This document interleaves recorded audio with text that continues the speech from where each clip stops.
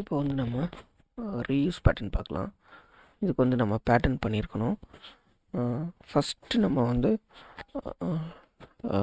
Assemble பண்ணக்கூடிய component வந்து original அந்த நம்ம ஹோல்ட் பண்ணியிருப்போம் பார்த்தீங்களா, அதில் தான் வந்து அசெம்பிள் பண்ணணும். ஃபஸ்ட்டு வந்து இந்த கோஇன்சிடென்ட்டை எடுத்துகிட்டு இந்த ஆக்சிஸ்க்கு கோஇன்சிடென்ஸ் பண்ணிடலாம்.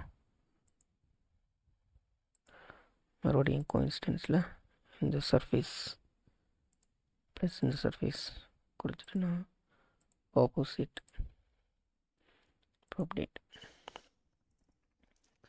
இப்போது இதை வந்து நம்ம இந்த இடத்துல வந்து நம்ம வந்து ரீயூஸ் பட்டன் யூஸ் பண்ணி வந்து ஈஸியாக வந்து கிரியேட் பண்ண முடியும். தனித்தனியாக வந்து இதை வந்து நம்ம கோஇன்சிடென்ஸ் யூஸ் பண்ணி வந்து கன்ஸ்டன்ட் பண்ண தேவையில்லை. ஸோ ஃபஸ்ட்டு வந்து செலக்ட் பண்ணிவிட்டு ரீயூஸ் பேட்டர்ன்.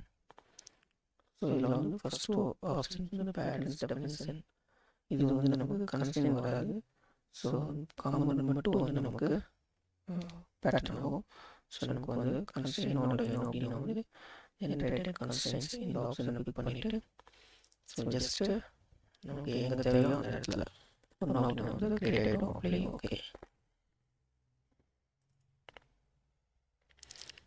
ஸோ இதான் வந்து ரீயூஸ் பேட்டர்ன்.